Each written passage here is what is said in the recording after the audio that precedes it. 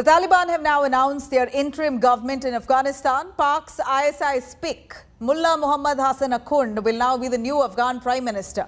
Akhund is the United Nations designated terrorist. The cabinet consists of at least 5 ministers who are UN designated terrorists. There is no woman in the cabinet and has Pakistan ISI's imprint written all over it.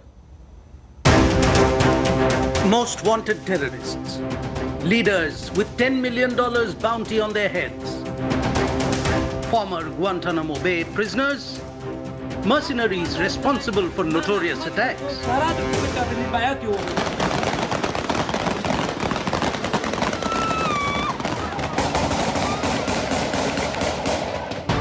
No, we are not talking about a terror organization, but the men who will now run Afghanistan.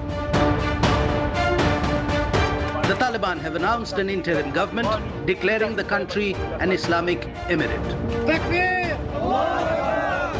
The cabinet, which is without a single female member, has Pakistan ISI's imprint written all over it. The government will be led by Mullah Hasan Akhund. He's one of the founders of Taliban and heads Rehbari Shura, Taliban's powerful decision-making body. Akhund also features prominently on the United Nations blacklist. Abdul Ghani Baradar will serve as his deputy. He was released from a Pakistani prison in 2018 after pressure from US. Maulavi Hanafi is the second deputy prime minister. Other appointments include Mullah Yaqub, the son of Muhammad Omar, founder of Taliban, who will act as defense minister. Next in the cabinet is Sirajuddin Haqqani, the head of Haqqani network. He is the interior minister and has close ties with Al-Qaeda. The US has a $10 million bounty on the newly minted minister. And he's not alone. Khalil al-Rahman Haqqani, who is now the Minister for Refugees, also has a $5 million bounty on his head.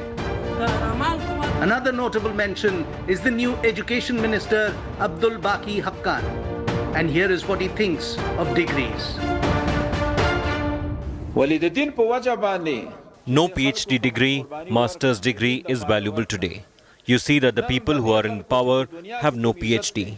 But all these leaders are the greatest of all. Then came the bizarre diktat from Taliban Cultural Commission head, who banned women from participating in sports, claiming that it would expose their bodies to the media. The Resistance Front, which are still fighting the Taliban from Panjshir, have called the cabinet illegal. A key aide of slain legendary resistance commander Ahmad Shah Massoud spoke to India today on how a majority of Afghans actually don't support the Taliban. Their heads are high, higher than before, and they indeed inspire other terrorist organizations in the world to wake up. We have now Afghanistan in our hand, which is not true. They have the land, not the people. The Taliban are trying an image makeover, promising rights to women and minorities, among other things. But if this cabinet is anything to go by, they are clearly not walking the talk. Is this a simple case of old wine in new bottle?